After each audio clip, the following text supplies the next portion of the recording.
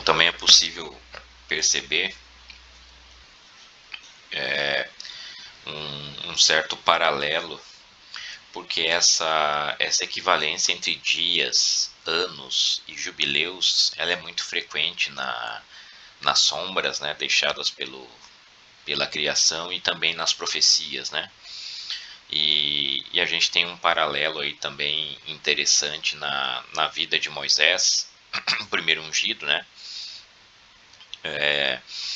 Também rebatido naquela declaração do Criador de que o espírito dele não contenderia para sempre com o homem, né? Porque há esse conflito entre o espírito dele e a carne é a fraqueza humana, né? Que resultou da nossa própria escolha no Éden. Isso não tem como, não há harmonia entre essas duas coisas, né? Elas não se encaixam, né? Então o Criador estabeleceu um limite em 120 anos, né? Como as histórias ali registram pessoas, seres humanos vivendo até mais do que esse prazo, né? Obviamente que a sentença literal do Criador ela não pode ter falhado. Então isso é simbólico e profético, certamente, né? Assim como também a ideia de que o Adão morreria no mesmo dia em que ele pecaria, que ele pecasse, né? E de fato foi, se a gente entender que um dia são como 1000 anos aos olhos do Criador, né? Nenhum descendente de Adão passou dos 1000 anos justamente por isso, né? Porque senão ele passaria de dia, né? A iniquidade dele e o erro dele atravessaria um dia inteiro de criação, né? Então aí sim que a palavra do Criador furaria, né? Então os 120 anos eles só podem estar apontando para 120 jubileus, que são 6.000 anos, né? Que são 6 dias da criação também, né? Que a humanidade está na berlinda, né?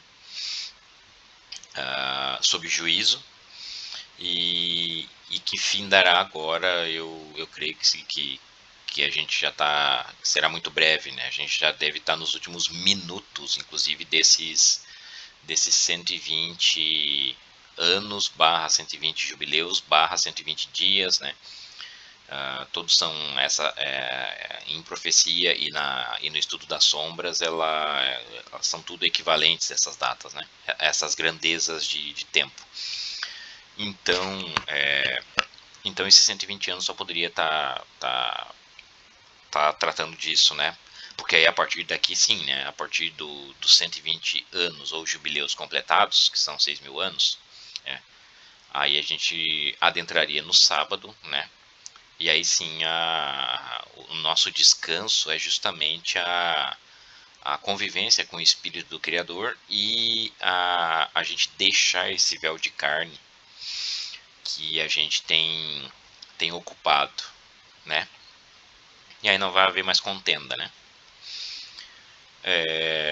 Então Moisés, a vida dele foi exatamente isso, com 120 anos. Ele morreu com 120 anos, tendo apenas contemplado, feito todo o trabalho que fez, mas apenas contemplou a terra prometida com os olhos, mas subiu no monte e morreu, né? Por ordem do Criador. Ele não pôde adentrar a terra prometida. Quem conduziu o povo à terra prometida foi Josué, o filho de Num, que tem o nome original idêntico ao do Messias, né? Que eu creio ser Yahushua, né? De qualquer maneira, pela sombra, Josué representa o Messias nesse caso, né? Juntamente com Caleb, né? Um de Judá e um de Efraim, né? Efraim, que representa a plenitude dos gentios, né? E de Judá, não preciso explicar porque é de Judá que viria a realeza, e essa tribo está intimamente ligada com o comando, né, vamos dizer assim, da realeza de Israel, de onde viria o rei, né? Então Moisés, quando ele morreu com 120 anos no monte, isso não foi aleatório ou coincidência, né? E as etapas principais da vida dele foram divididas em 3 etapas de 40 anos, segundo as escrituras, né?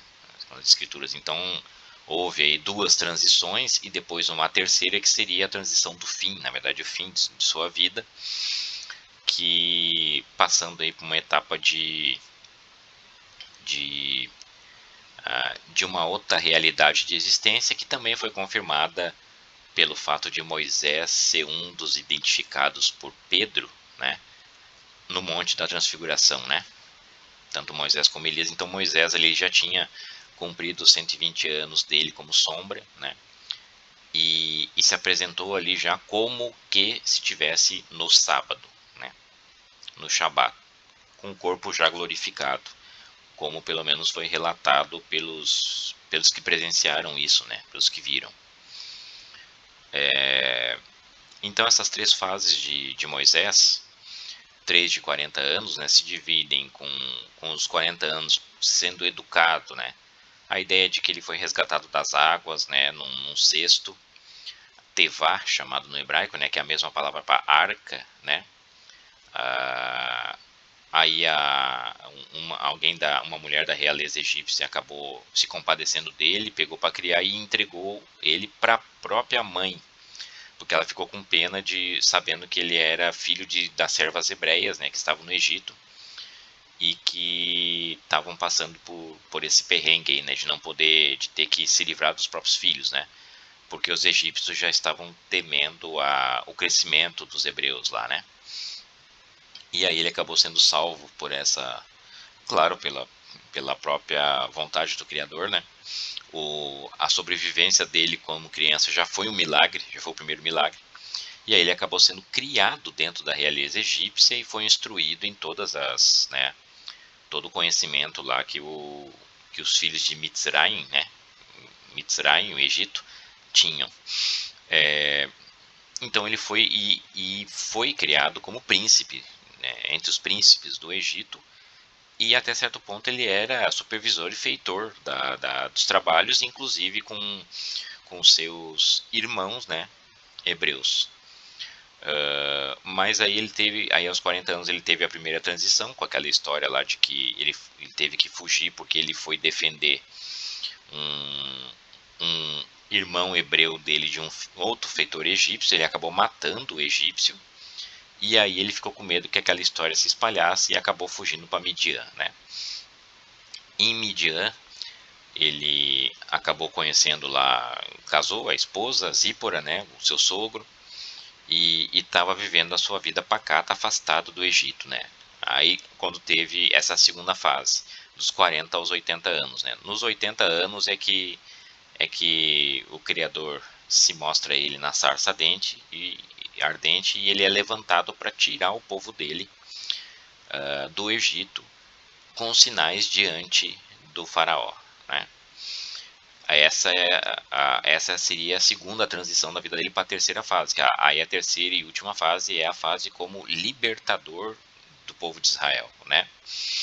E aí todos esses 40 anos no deserto, aos quais a geração que saiu com ele só murmurou, né, e acabou perecendo no deserto, mesmo tendo visto todos os sinais físicos que representam alegorias, mas naquela altura eram físicos, né? A nuvem que guia de dia, a coluna de fogo à noite, o maná, as codornizes, né? Tudo. A água saindo da rocha, né? Tudo eles viram, né?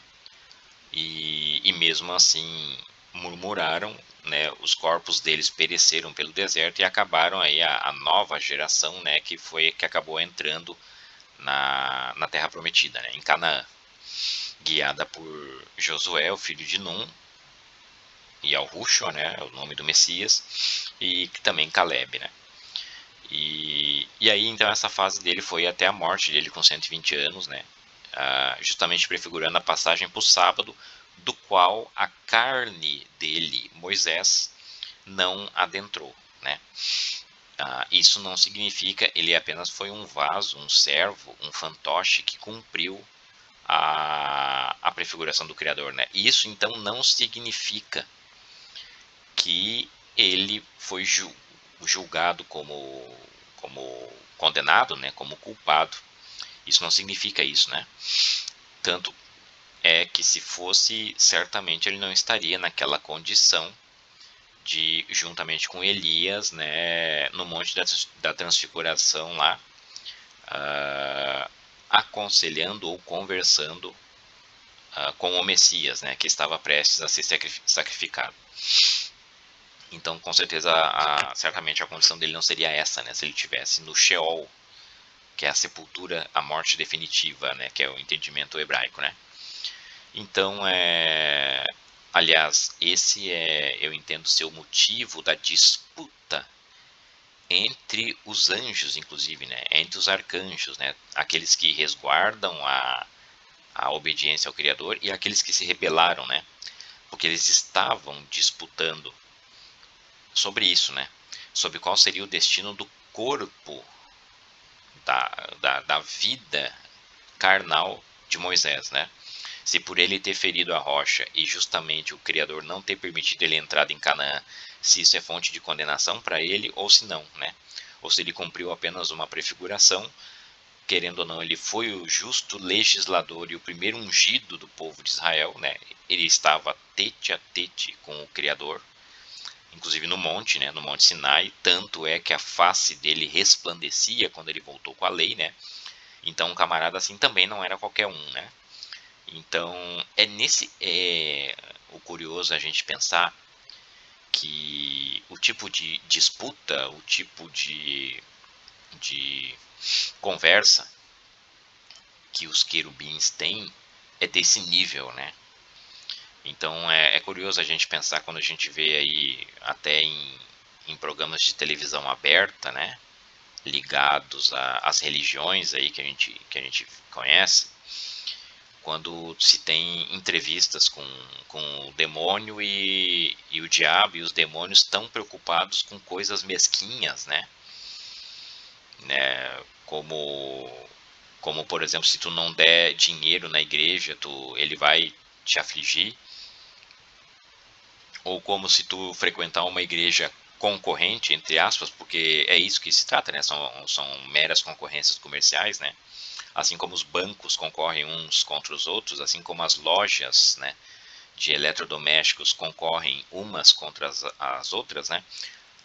Isso que se chama de igreja, entre aspas, religiões também, né? São apenas proselitistas, né? Eles querem tirar um cliente, entre aspas, uma da outra, né? Então, e aí eles enfiam a questão desses principados, dos seres que estão do lado de lá, né, que são mais antigos que a gente, né, e também mais poderosos, e portanto mais nobres também, né, as preocupações deles são de uma esfera superior. Então é esse tipo de debate que eles entram, né, e não essa mesquinharia que a gente vê aí, que é apenas uma farsa, né, que passa inclusive em programas de televisão aberta, né. As pessoas, esses caras quando fazem isso, eles estão desprezando as dignidades celestes, né? E isso as cartas de Pedro explicaram bem, né? Eu não entendo que quando eles tiverem também o dia deles, né? Essas dignidades celestes, eu não entendo que isso vai ficar barato, tá? Porque rotular ou fazer seres dessa magnitude de bobo, né? Talvez não seja uma boa ideia, tá? Esses seres são mais antigos que a gente e mais poderosos que a gente. Tanto principalmente os que se mantêm ao lado do Criador, né? Mas também aqueles que se rebelaram, né? Porque o acerto com a rebeldia deles vai vir do Criador e do Messias, né? E não da gente, né? A gente continua ainda tendo menos dignidade, vamos dizer assim, do que eles, né? Então é uma coisa que não convém ficar brincando muito, tá? Como esses caras estão fazendo nas religiões aí, tá? Chamando no altar o demônio para dar entrevista e querendo botar ele de joelho, né? Eu acho que não é assim que acontecem as coisas, tá? Não é isso que a escritura diz, que dá a entender. Bom, fechado esse parênteses, né? Então essas três fases, ele reflete, ele rebate também nesses intervalos de 40 anos ou 40 jubileus, né? 80 anos ou 80 jubileus e 120 anos ou 120 jubileus, né? A totalidade dos 6 dias de trabalho aqui na Terra, que a própria humanidade vai viver, né? Porque com 40 anos de Moisés, ele deixou de ser príncipe do Egito para virar pastor, tá? E com 40 jubileus da humanidade é que a gente teve a vinda dele, né? Aproximada com 40, com 2.000 anos após a queda de Adão, né? Porque o início da servidão e essa contagem só conta com a queda de Adão. Ela começa com a queda de Adão. Antes não existia estava fora da contagem, né? Porque a servidão, né, do qual é necessário um ungido ser levantado para que haja libertação, né? A servidão ela não começou ela não existia no Éden, né? Ela começou com um erro de comer do fruto da ciência do bem e do mal. Aí sim passou a ter servidão e aí sim passou a ter morte, né? Antes não. Então antes estava fora da contagem, né? Enquanto Adão e Eva obedeciam às ordens do Criador, não existia servidão e portanto não existia esse período está fora dessa contagem aqui, tá? Então foi justamente quando Moisés veio. Então, como Moisés foi a vara para guiar o rebanho, ele fez a transição de é como se a humanidade estivesse recebendo um pastor, né? Engraçado que a sombra que estaria apontando para um pastor em Midian. Midian era uma terra gentia, né? E Moisés, a gente sabe que ele foi pastor, mas foi pastor de um povo, propriamente dito, né? E aqui parece que a sombra está apontando que esse povo é comparado a Midian, ou seja, já estava mostrando que esse povo não é exatamente o Israel do Criador, né? Ele poderia ser na carne, mas espiritualmente ele é como Midian ou como qualquer outra nação gentílica, né? Então, aos 80 anos a gente tem 80 anos dele, de Moisés, ele deixou de ser pastor para cuidar de ovelhas, né? E para ser o verdadeiro libertador de Israel, agora sim, de Israel, né? Mas acontece que aos 80 jubileus de história da humanidade foi a altura que o Messias veio, né? Mais ou menos 4.000 anos depois da queda de Adão. Esse sim é o verdadeiro libertador, né? Esse sim, né? Estava sendo trocado pastor de ovelha pelo verdadeiro libertador de Israel. Agora sim, de Israel, não de Midian e não de nenhuma nação gentia, né? Por que Israel, né? Para que não haja confusão aqui. É claro que a mensagem vai alcançar os gentios, mas gentil na carne. A partir do momento que tu crê no Messias, tu deixa de ser gentil. Não interessa se tu é na carne ou não é. Isso não interessa para o Criador. Tu deixa de ser gentil espiritualmente e passa a ser parte do povo dele espiritualmente. Porque o Israel salvo, ele é o Israel espiritual e não o carnal, né? Todo aquele que é salvo é de Israel e, portanto, o que não é de Israel é gentil. Só que essas definições, essas estratificações, elas se dão no âmbito do espírito e não da carne, né? E aí, por fim, os 120 anos, que é o fim agora, né? Porque, porque o libertador de Israel já veio. E os 120 anos, agora a gente está às portas da entrada na Terra Prometida, que é a volta do Messias, né? E o que significa Moisés morrer? Significa que a lei, a alegoria da lei que foi personificada nele, terá fim agora, né? De uma vez por todas ela morre. As ritualísticas físicas, né? Para que a gente adentre na Terra Prometida de uma vez por todas, né? Então, a vivência dele também, que ele viveu em anos, né? Porque é um ser humano, também rebateu nos jubileus que a humanidade, né? A totalidade dos seres humanos também está cumprindo, né? Existe esse paralelo aí. E na distribuição das alianças também ocorre coisa parecida, também segue esse padrão, né? Dentro dos 3 intervalos, só que dessa vez a gente está falando, a gente falou dos anos de vida de Moisés, rebatendo nos jubileus da história da humanidade, e aqui na entrega das alianças a gente tem um paralelo parecido em dias. Dias que ele subiu ao Monte Sinai para receber do próprio Criador, né? Que desceu a sua kabod, né, que é o seu esplendor, tanto que o monte ardia e fumegava, né, e ele proibiu inclusive que alguém do povo adentrasse os termos do monte, senão morreria, né. Então ali o que estava acontecendo não era grave, né, não era qualquer coisinha. E então os 40 dias que ele ficou lá sem comer e sem beber em cima do monte, né, para receber a primeira aliança, isso o Messias, provando que ele era o verdadeiro ungido, né?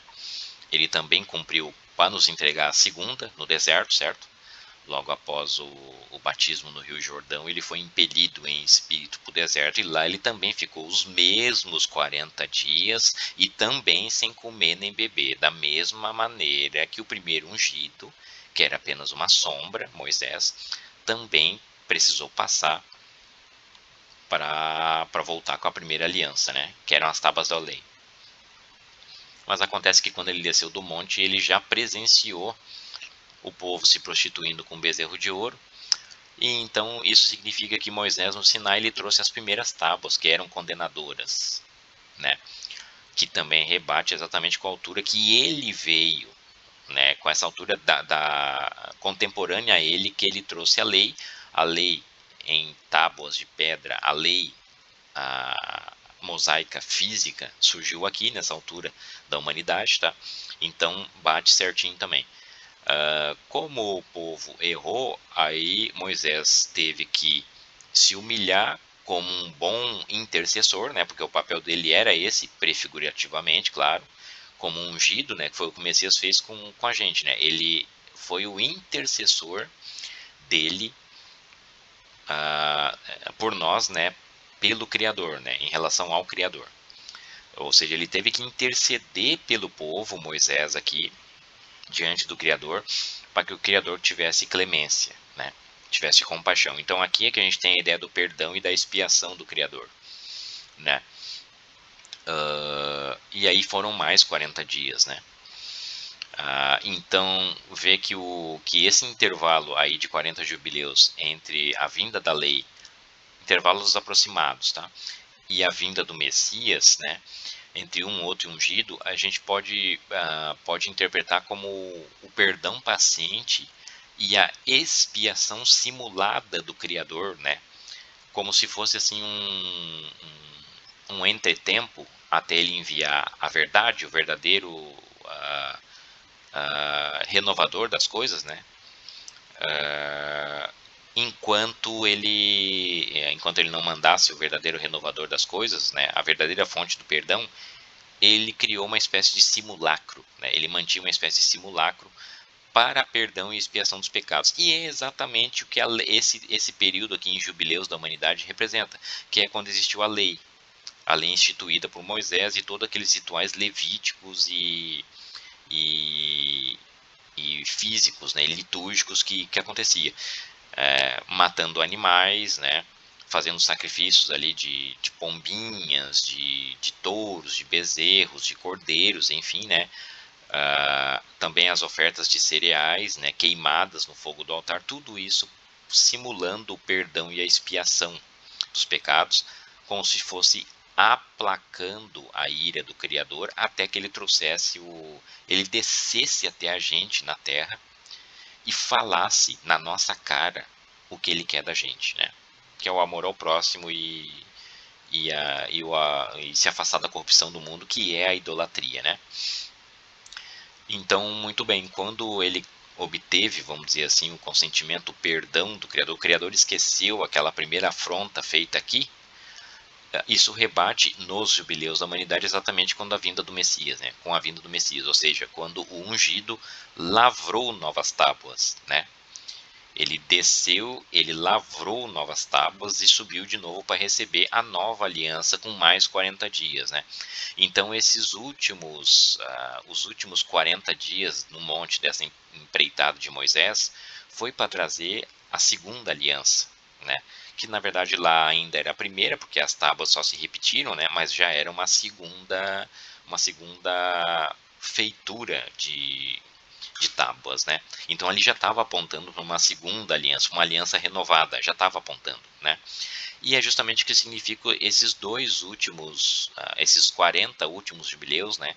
da história da humanidade. A gente está sob a nova aliança, né? Então, é aí quando o Messias volta em definitivo, o Messias, né? Rebatendo Moisés, que voltou em definitivo lá com a lei. Mas dessa vez o Messias volta para que a gente adentre a Nova Jerusalém, o sábado. Isso sim é que ele voltar em definitivo e com a lei. Por quê? Porque a partir daqui, né, o sábado é seguir a lei dele, né, com os selecionados, né, com os salvos, né, e com a lei dele gravada definitivamente nos nossos corações, que é o significado da circuncisão, tá? A circuncisão verdadeira, né? Aí no oitavo dia, que na verdade é o pós-sábado, né? Porque o sábado é o preâmbulo, é o prefácio da eternidade, tá? O sábado é apenas uma transição entre essa nossa vivência aqui caída e a vivência eterna, né? Então é isso que eu entendi aí, porque esses esquemas eles encaixam temporalmente, né, dentro daquela equivalência entre dias, anos e jubileus, e a própria vida de Moisés e essas ações que ele fez, como a primeira aliança ter as primeiras tábuas terem sido quebradas, né? Depois ele se humilhar diante do Criador como um intercessor e depois ele subir e ter mais 40 dias as novas tábuas, isso também reflete, é uma sombra, é uma profecia na história da humanidade de que do trabalho do primeiro ungido e da vinda do segundo e verdadeiro, né? Porque o primeiro foi só uma sombra do segundo, né? Do segundo e verdadeiro ungido que nos trouxe a aliança perene, né? E vai nos adentrar em Canaã.